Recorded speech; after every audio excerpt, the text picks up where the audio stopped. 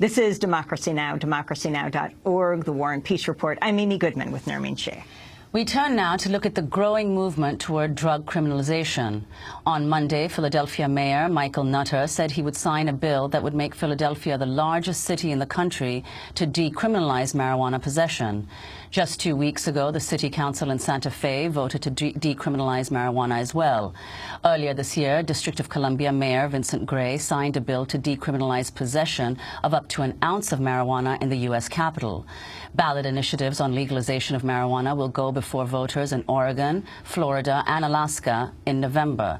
This comes 2 years after voter initiatives in Colorado and Washington State legalized recreational marijuana. Meanwhile, a group of former presidents and United Nations leaders gathered in New York Tuesday to call for an end to the criminalization and incarceration of drug users.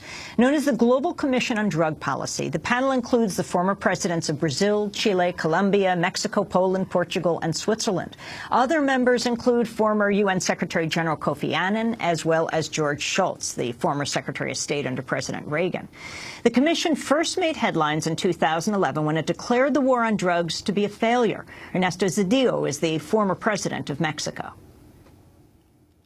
Governments, as a general rule, should emphasize the pursuit of nonviolent and minor offenders while directing enforcement resources strategically towards the most disruptive and violent elements of the trafficking. Cesar Gaviria, the former president of Colombia, also spoke on Tuesday in New York.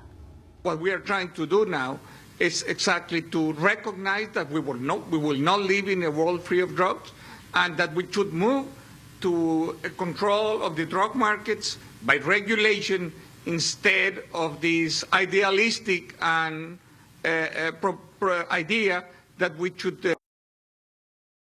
Louise Arbour, the former UN High Commissioner for Human Rights, also condemned the war on drugs. It is a model, the model that we've embraced for the past 50 years, that is now demonstrably ineffective, inefficient, costly, and by cost, I don't mean only financial cost, catastrophic human cost that delivers nothing on a promise that was a ridiculous one to make in the first place. To talk more about this drug summit and the Global Commission on Drug Policy's new report, we're joined by two guests here in New York. Dr. Michelle Kazatchkine is the UN Secretary General's Special Envoy on HIV/AIDS in Eastern Europe and Central Asia, and former Executive Director of the Global Fund to Fight AIDS, Tuberculosis, and Malaria. Ethan Nadelman is with us, Founder and Executive Director of the Drug Policy Alliance. We welcome you both to Democracy Now! Ethan, let's start right here in the United States. This major development, largest U.S. city yet to decriminalize pot. It looks like October 20th may be the big day in Philadelphia. Talk about the significance of this. Well, on the one hand, I want us to say there's decriminalization and there's decriminalization. There's decriminalization which results in marijuana being treated simply as a $25 ticket or a traffic fine. And then there's what happened in New York and other states back in the 70s when we decriminalized marijuana. Arrests initially dropped, and then somehow the police, the NYPD in this case, or other police, found ways to keep arresting mostly young men of color for having some marijuana in their pocket. I think this latest wave of decriminalizations are much further reaching. People understand what went wrong before, and I'll tell you, in New Mexico, it's a very important move. Some of these others are very important as well. In D.C., the decriminalization law that passed just a few months ago, that was probably the furthest reaching of ever. Now the cops can't even say, oh, I smelled marijuana on him, and that's why I started searching him and arresting him. So we're really moving in that direction, and D.C., in fact, will have a ballot initiative this November that will be a quasi-legalization initiative and hopefully set up for the City Council to fully tax and regulate marijuana next year. And Dr. Michelle Kazatchkine, let's turn to this report. You're a member of the Global Commission on Drug Policy. Could you talk about the key recommendations of the report and how they differ from policies for drug control in the past? Well, they're radically different. The policies in the past have been based on a prohibition paradigm. As Cesar Gaviria was saying in the short piece you were showing, there was a dream or an unrealistic goal of drug policies of a drug-free world, and that could be achieved by just prohibiting drugs, prohibiting production, sale, distribution, consumption. That paradigm has failed. That's what we have been saying since our first report in 2011. So we're talking about a new paradigm, and that is that we advocate for policies that are not based on repression and prohibition, but policies that are based on health, promotion of human rights, and more humane policies. And that implies, first, to prioritize health. Drugs is about health, we say, not about policing. And that's not just a rhetoric sentence. This is about shifting resources that are currently going into totally ineffective repression into promotion of health and social interventions of proven efficacy. Then it's about decriminalizing. It's about shifting the repressive efforts from targeting small dealers, vendors, farmers, onto the big fishes that are currently escaping the system. And finally, and this is a very sensitive and a new somehow advocacy point of our commission, we're saying ultimately one day we will have to renegotiate the international drug control regime, that is the international treaties that were agreed like 60 years ago, because we advocate for legal regulation of drugs. And in order for that to come one day, we'll have to renegotiate those treaties. Ethan Nadelman, what do you think are the most difficult arguments you face in the United States? I mean, issues around, or for someone to listen might be saying, or someone watching might say, what about the massive issue of addiction overall when you're talking about, well, drugs even beyond marijuana? Yeah, well, I'll tell you, I mean, so the typical argument here is, but what about the kids, right? You hear about this with marijuana. Now, I think with respect to marijuana legalization, I think there will be greater levels of marijuana use in our society, but I don't think it's going to be the kids, because they've had the best access to marijuana for decades now, will continue to do so, and the laws aren't going to legalize it for them anyway, right? I think it will be probably with older people, and to the extent we're talking about marijuana, it's not at all clear that that's going to be a net harm if people are having a puff of marijuana in the evening instead of a drink or a sleeping pill or whatever it might be.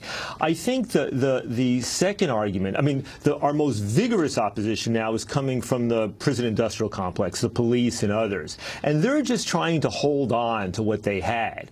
They're making arguments about health, which is bizarre coming from the police because they've never apparently cared about the health issues before. And the whole move towards marijuana legalization has created a kind of crisis of identity for them, almost an existential identity.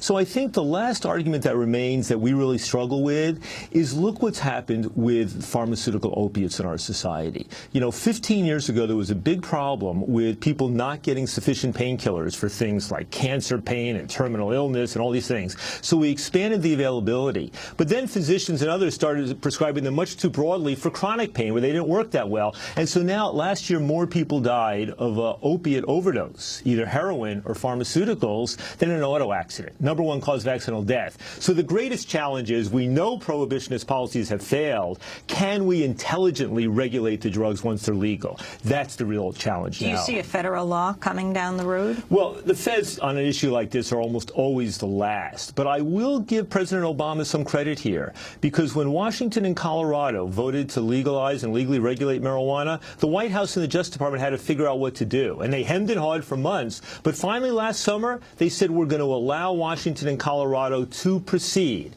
Congress wasn't yet willing to change the law, but that was monumental. And not just in the U.S., because once Washington said that Colorado and Washington have room to proceed, then they had to say the same thing to people externally. So when Uruguay legalized marijuana in December, the U.S. ambassador said the U.S. regards that as a domestic issue for Uruguay. That's opened up. I mean, it's remarkable, actually, the international impact of Washington and Colorado legalizing marijuana.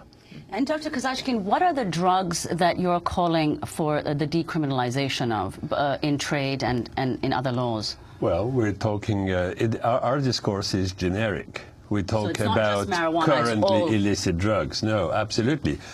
For example, synthetic psychoactive substances, ATS as they are being called, amphetamine-like stimulants.